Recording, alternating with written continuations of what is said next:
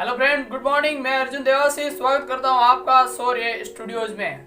आज की इस वीडियो में हम बात करेंगे टेस्ट की जो नोटिफिकेशन जारी हुई है उसके बारे में।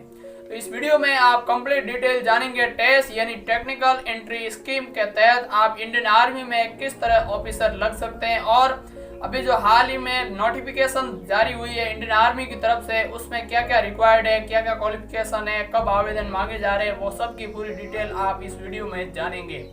सो आप वीडियो को एंड तक जरूर देखें और इंडियन आर्मी से रिलेटेड कोई भी वीडियोज और बायोग्राफीज पाने के लिए आप शौर्य स्टूडियोज को सब्सक्राइब जरूर कर दें। तो चलिए चलते हैं कंप्यूटर स्क्रीन पर और वहां पे जानेंगे पूरी डिटेल्स।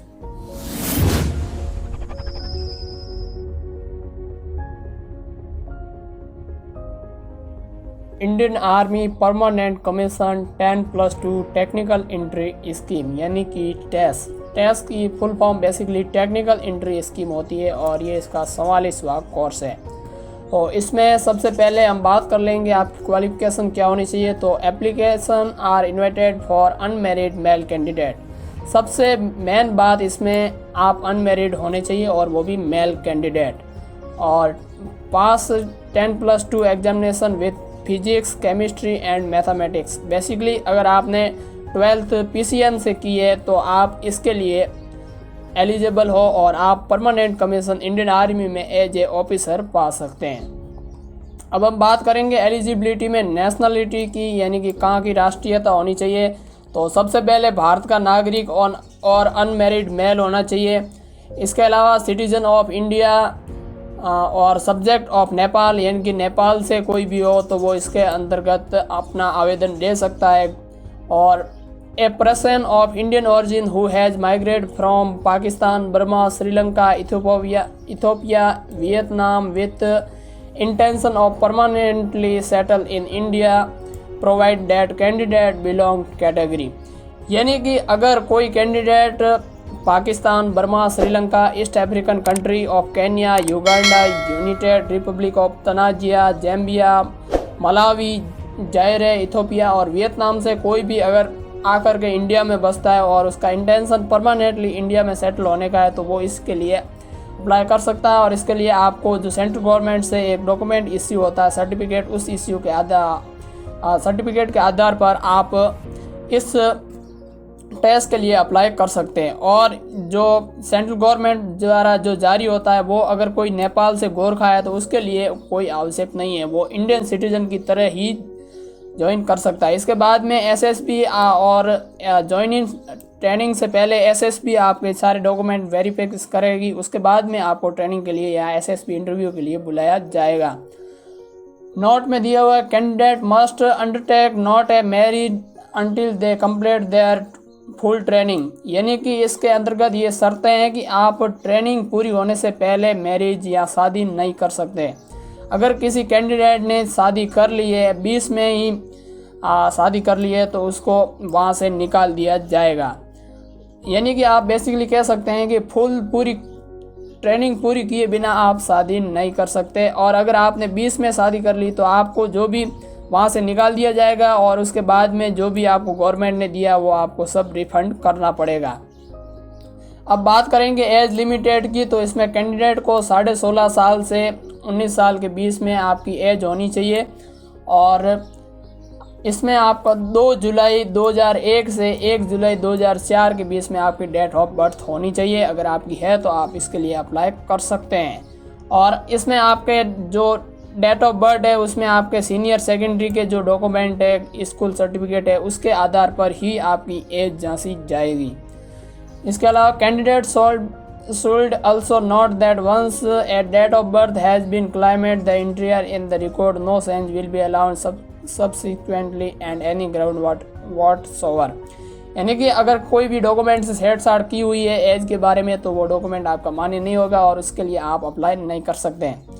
अब मेन बात आती है एजुकेशनल क्वालिफिकेशन। तो इसमें आपको सबसे मेन बात तो 10+2 एग्जामिनेशन विथ PCM होना चाहिए। PCM यानी कि फिजिक्स, केमिस्ट्री और मैथमेटिक्स के साथ में, और उसमें आपके 70% मार्क होने ही चाहिए। और PCM के बेसिस पर आप इस टेस्ट के लिए अप्लाई कर सकते हैं। फिर आपका आता है medical examination and physical stand.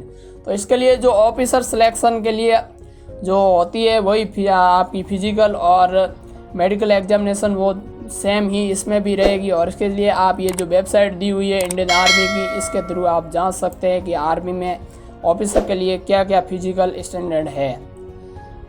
उसके अलावा candidate applying the entry should not have been debarred from appearing in any examination by UPSC, यानी कि इस समय उसके किसी भी अन्य यूपीएससी एग्ज़ाम में कोई भी अप्लाई किया हुआ नहीं होना चाहिए। अगर उसने ऐसा किया तो उसे अरेस्ट किया जाएगा या उनके खिलाफ कोई क्रिमिनल केस दर्ज किया जाएगा। और अब बात करें वैकेंसी की, तो इसमें टोटल 90 वैकेंसी निकली है। इसके बाद में जितने भी जो आवेदन होंगे उसके बाद में 60 लिया जाए, एसएसपी द्वारा इंटरव्यू लिया जाएगा आपकी जो भी है। अब पूरी आर्मी की जो एनडीए की प्रोसेस होती है वो इसमें भी सेम रहेगी। और इसमें अगर आपने ये एग्ज़ाम कंप्लीट कर लिया, ट्रेनिंग 5 साल की कंप्लीट कर ली, तो इसके बाद में आपको इंडियन आर्मी में permanent commission as a lieutenant rank पर आपको परमानेंट कमीशन दिया जाएगा। और ट्रेनिंग में आपको बात करें तो इसमें टोटल 5 साल की ट्रेनिंग होगी, जिसमें आपकी नंबर 1 पे बेसिक मिलिट्री ट्रेनिंग है जो कि आपकी ओटीए गया में होगी, ओटीए यानी ऑफिसर ट्रेनिंग एकेडमी गया। और उसके अलावा टेक्निकल ट्रेनिंग में आपके 3 फेस होंगे। फर्स्ट फेस में प्रे कमीशन ट्रेनिंग होगी जो कि 3 साल की होगी, जो कि CME पुणे और MCTE मऊ और MCEME सिकंदराबाद में इनमें से कहीं पे भी आपकी हो सकती है। इसके बाद में सेकंड फेस में पोस्ट कमीशन ट्रेनिंग होगी जो कि 1 साल की होगी, जो पुणे, मऊ या सिकंदराबाद में आपकी हो सकती है। इसके बाद में आपकी ट्रेनिंग पूरी कर लेने के बाद में आपको इंडियन आर्मी में इंजीनियरिंग कॉर्प में एज ए लेफ्टिनेंट के रैंक पर आपको पोस्टिंग मिलेगी और उसके बाद में आप इंडियन आर्मी में ऑफिसर बन जाएंगे। और इसके लिए ऑनलाइन एप्लीकेशन आपके 10 अगस्त 2020 से शुरू हो गए हैं, जो कि 10 अगस्त 2020 को 12 बजे शुरू हुए थे और आपके लास्ट में 9 सितंबर 2020 तक 12 बजे तक लास्ट रहेंगे, यानी कि पूरे 1 महीने में इसकी एप्लीकेशन ओपन रहेगी, आप अप्लाई कर सकते हैं। ऊपर वीडियो में बताएगी क्वालिफिकेशन में अगर आप फिट हैं तो आप इसके लिए अप्लाई कर सकते हैं और इसके लिए बेस्ट ऑफ लक। गाइस, आशा करता हूं कि इसमें आपको जो टेस्ट की नोटिफिकेशन जारी हुई उसके बारे में जो भी आपके डाउट थे सब क्लियर हो गए होंगे। और इंडियन आर्मी से जुड़ी इसी तरह की हेल्पफुल वीडियो पाने के लिए आप शौर्य स्टूडियोज को सब्सक्राइब जरूर कर दीजिए। तो चलिए चलता हूँ, मिलूंगा नेक्स्ट वीडियो में, तब तक के लिए जय हिंद।